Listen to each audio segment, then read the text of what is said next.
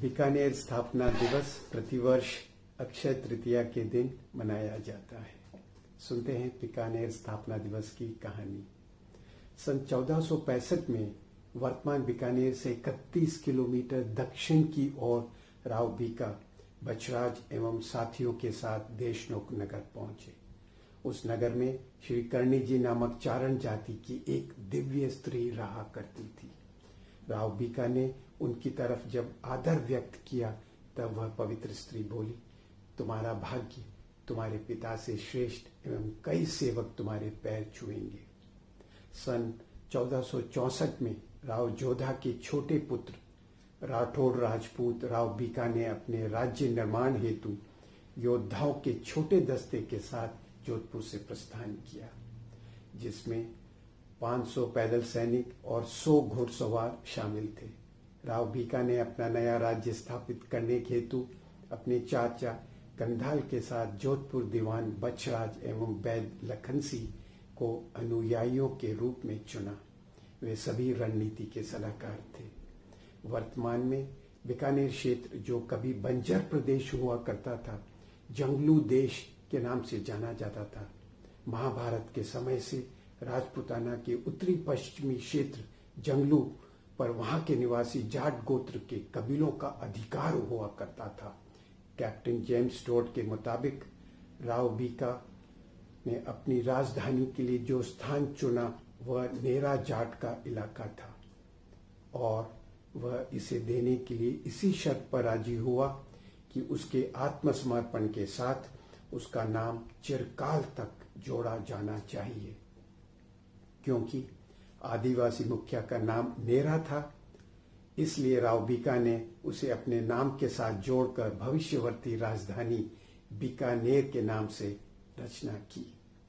सर्वप्रथम वर्तमान बीकानेर से 25 किलोमीटर की दूरी पर गोदाम देसर में एक किला बनाने का प्रयास किया गया, लेकिन निवासी भाटी लोगों के कारण यह प्रयास विफल रहा। धीरे धीरे राव बीका और बछराज के प्रयत्नों से वीरान देश फिर से आबाद होने लगा। राव बीका, जो अपने सैन्य दल लेकर आए थे, अब अपने आकार और ताकत में बढ़ने लगे। बछराज नवस्थापित राज्य के मंत्रीश्वर नियुक्त हुए। बछराज हैं कौन? देलवाड़ा के राजा सागर, एक देवड़ा चौहान जिनकी 12वीं पीढ़ी के मंत्री जैसल, जो पाटन नगर में दीवान थे, के 3 पुत्र हुए, बछराज, देवराज और राजहंस। जैसल का विवाह जसमा देवी से हुआ, जो एक सुंदर, दयालु एवं सभी तरह की कलाओं में निपुण महिला थी। जसमा देवी ने अपने बड़े पुत्र बछराज को युद्ध कला का प्रशिक्षण एवं धार्मिक शिक्षा सिखाने में कोई कसर नहीं छोड़ी। जयसोमोपाध्याय ने अपने ग्रंथ करमचंद वंशोही कीर्तकम काव्यम में बताया है कि बछरा, जो एक वत्सराज के नाम से भी जाने गए, एक धार्मिक पुरुष ही नहीं बल्कि पाटन के एक मंत्री एवं वीर साहसी योद्धा भी थे।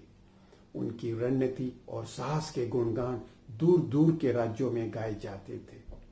तत्कालीन मंडोर, बाद में जोधपुर के शासक राव जोधा के निमंत्रण पर बछराज सेवारत हुए एवं अपनी प्रशासनिक और रणनीति कुशलता के कारण मंडोर के दीवान के रूप में नियुक्त किए गए।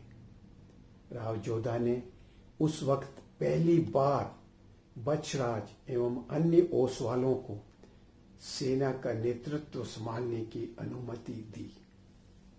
बीकानेर राज्य स्थापित करने में बछराज की अहम भूमिका थी।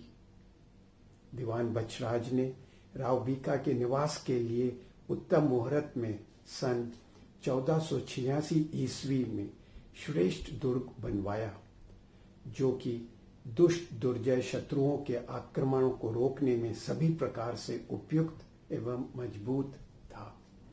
दीवान बछराज को बीकानेर में लक्ष्मीनाथ मंदिर के करीब रेती घाटी में किले का निर्माण कार्य सुपुर्द किया गया। राव बीका ने किले की नींव डाली। 3 साल पश्चात नगर निर्माण का कार्य भी शुरू हुआ। बीकानेर के वरिष्ठ प्राध्यापक भवानी शंकर का कहना है, नए नगर में ओसवाल समाज के लिए गावड़, जिसे सामाजिक व्यवस्था का नियोजन एवं प्रारूप दीवान बच्छराज के दिमाग की उपज है। लगातार होने वाले मुस्लिम आक्रमणों के कारण उस क्षेत्र में कई हिंदू वस्तुओं को असुरक्षित महसूस होने लगा था। अतः गावड़ की संकल्पना आरंभ हुई। ओसवाल गावड़ की सफलता को देख बाकी समाजों ने भी इस प्रथा को अंगीकार किया। वर्तमान बीकानेर में 50 से भी अधिक गावड़ हैं, जैसे आचार्यों का चौक, आसानियों का चौक, भिस्तियों का चौक, रांगड़ी का चौक, बछावतों का मोहल्ला, नाहटों का मोहल्ला, जोशीवाड़ा इत्यादि। धीरे धीरे राव बीका ने दीवान बच्छराज की सहायता एवं सलाह से अपने साम्राज्य को पश्चिम की ओर बढ़ाते हुए नए राज्य क्षेत्रों पर विजय हासिल की। साथ में दीवान बच्छराज को परभूमि पंचानन की उपाधि भी प्रदान की गई, जिसका मतलब है शिव के स्वरूप में मानव कल्याण की आभा। जैसे पंचमुखी शिव या शेर या सिंह, जो प्रत्येक विषय का बहुत बड़ा विद्वान और साहसी हो।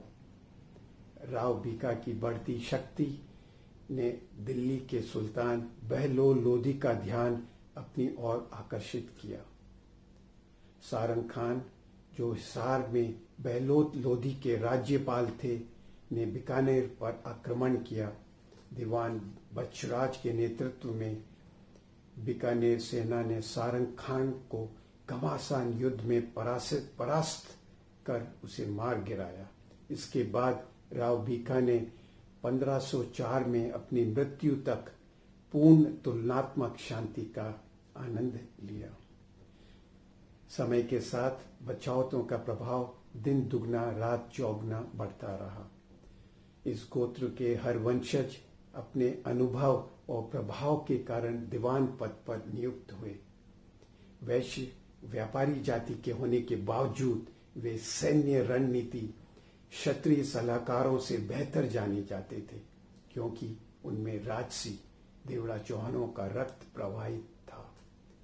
अपनी कलम एवं तलवार का उपयोग वे समान हुनर और प्रभाव के साथ करते।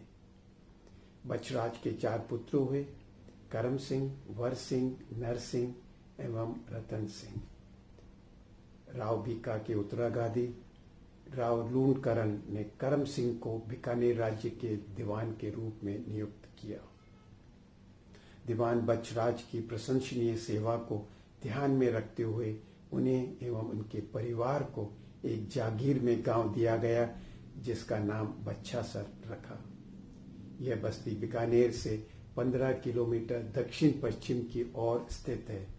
आज भी यहाँ पर अंतहीन रेगिस्तान फैला हुआ है और सूर्य बेरहमी से धधकता रहता है। करणी माता की स्मृति में देशनुख में संगमरमर का मंदिर बनवाया गया। इस मंदिर में अपने परिसर में मौजूद अत्यधिक चूहों के कारण विश्व भर का ध्यान अपनी ओर बटोरा है। आए गाएं एक गीत, मिलजुल रेवे लोग अठे, मिलजुल रेवे लोग अठे, राखे न कोई बैर, happy birthday Bikaner, happy birthday Bikaner, Karni मातारी कृपा अठे, भैरू जी राखे खैर, हैप्पी बर्थडे बीकानेर।